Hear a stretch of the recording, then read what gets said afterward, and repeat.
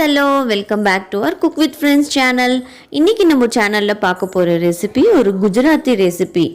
இன்னைக்கு நம்ம பார்க்க போறது டோக்லா. இது குஜராத்ல ஒரு ஃபேமஸான பிரேக்ஃபாஸ்ட் ரெசிபி. இத கமன் டோக்லான்னு சொல்லுவாங்க. நம்ம ஊர்ல ஸ்வீட் ஷாப்ல சாட் ஐட்டம்ஸ் கூடலாம் பார்த்துருப்போம்.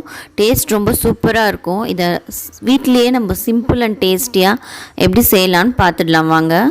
அதுக்கு முன்னாடி எங்கள் வீடியோஸ்லாம் பிடிச்சிருந்தா எங்கள் சேனலுக்கு சப்ஸ்கிரைப் பண்ணுங்கள், உங்கள் ஃபேமிலி ஃப்ரெண்ட்ஸ் கூட ஷேர் பண்ணுங்கள், லைக் பண்ணுங்கள், மறக்காமல் பெல் பட்டன் ப்ரெஸ் பண்ணிக்கோங்க. இப்போ வாங்க வீடியோக்குள்ளே போகலாம். நம்ம டோக்லா செய்ய தேவையான இன்க்ரீடியன்ஸை பார்த்துடலாம்.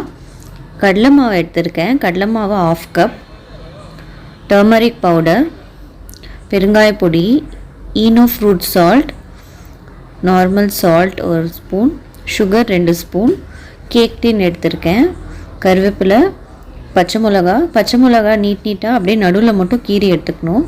இதுக்கு ஒரு மிக்சிங் பவுல் எடுத்துக்கோங்க. இப்போ நம்ம மிக்சிங் பவுலில் எல்லாம் மிக்ஸ் பண்ண ஆரம்பிச்சிடலாம். நம்ம எடுத்து வச்சுருக்க 1/2 கப் கடலை மாவு எடுத்துக்கலாம். இது கூட நம்ம ஒரு 1/2 ஸ்பூன் சால்ட் ஆட் பண்ணிக்கலாம். 2 ஸ்பூன் சுகர் ஆட் பண்ணிக்கலாம். இது கூட பெருங்காய பவுடர் ஆட் பண்ணிக்கலாம். கடலை மாவுனால பெருங்காயம் போட்டுக்கிட்டா நம்ம உடம்புக்கு ரொம்ப நல்லாயிருக்கும். இது கூட டர்மரிக் பவுடர் 1/2 ஸ்பூன் ஆட் பண்ணிக்கலாம். அடுத்து நம்ம இது கூட 1 ஸ்பூன் ஈனோ சால்ட் ஆட் பண்ணிக்கலாம்.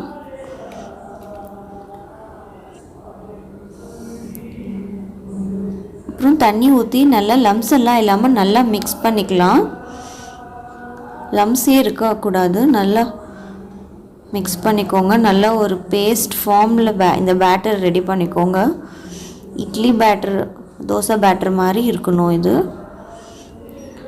கேக் மவுல்டில் ஆயில் அப்ளை பண்ணிக்கலாம்.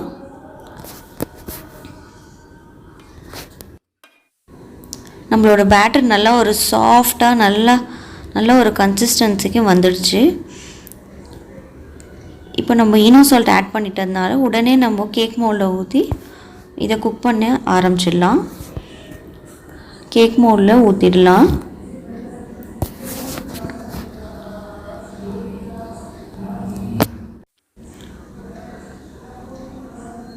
கேக் மோல்டில் ஊற்றியாச்சு. அடுத்து நம்ம இது ஒரு கடாயில் தண்ணி ஊற்றி கேக் மோல்டில் மேலே வச்சு ஒரு 15 மினிட்ஸ் நல்லா பாயில் பண்ணிடலாம். அடுத்து நம்ம ஒரு சாஸ் பேன் வச்சு இதுக்கு ஒரு ஆடிங் ஃப்ளேவர் கொடுக்கக்கூடிய ஒரு சாஸ் ரெடி பண்ணிக்கலாம். ஆயில் ஊற்றி எண்ணெய் காஞ்சதும் கடுகு 1 ஸ்பூன் போட்டுக்கலாம். கடுகு நல்லா பொரிஞ்சு வரட்டும். கடுகு நல்லா பொரிஞ்சிடுச்சு. இப்போ நம்ம கருவேப்பிலையும் பச்சை மிளகாவும் ஆட் பண்ணிக்கலாம். ஆட் பண்ணி நல்லா வதக்கிக்கோங்க. இப்போ 1 ஸ்பூன் சால்ட் ஆட் பண்ணிக்கலாம்.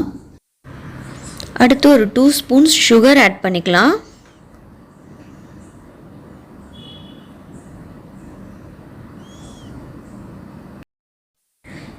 இப்போ நல்லா ஒரு 1/2 கப் தண்ணி ஊற்றி நல்லா கொதிக்கட்டும்.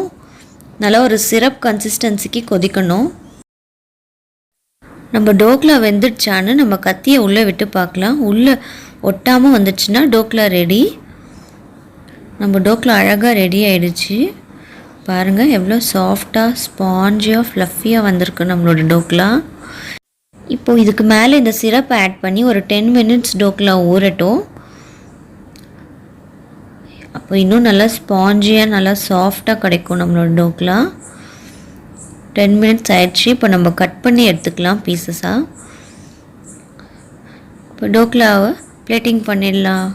பாருங்கள் எவ்வளோ க்யூபாக நல்லா அழகாக வந்திருக்கு நம்மளோட டோக்லா. பார்க்கவே நல்லா ஸ்பாஞ்சியாக சாஃப்டாக இருக்குது. இந்த டோக்லாவை ஈவினிங் டைமுக்கு நல்ல ஒரு ஸ்நாக்காக செய்யலாம். மார்னிங் பிரேக்ஃபாஸ்ட்டுக்கு செய்யலாம். இது ஸ்டீம் பண்ணுற ஃபுட்னால உடம்புக்கும் ரொம்ப நல்லது. நீங்களும் வீட்டில் செஞ்சு ட்ரை பண்ணி பார்த்து நல்லா சாப்பிட்டு என்ஜாய் பண்ணுங்கள். எப்படி வந்துச்சுன்னு கமெண்ட் பாக்ஸில் மறக்காமல் கமெண்ட் பண்ணுங்கள். நம்மளோட சப்ஸ்கிரைபர் ஒருத்தவங்க டோக்லா ரெசிபி கேட்டிருந்தாங்க. அவங்களுக்காக இந்த வீடியோ அப்லோட் பண்ணியிருக்கேன். உங்களுக்கு என்ன ரெசிபி வேணும்னு கமெண்ட் பாக்ஸில் கமெண்ட் பண்ணுங்கள், கண்டிப்பாக உங்களுக்கு அப்லோட் பண்ணுறேன். ஒரு நல்ல ரெசிபியோடு உங்களை மீட் பண்ணுறேன். தேங்க்யூ.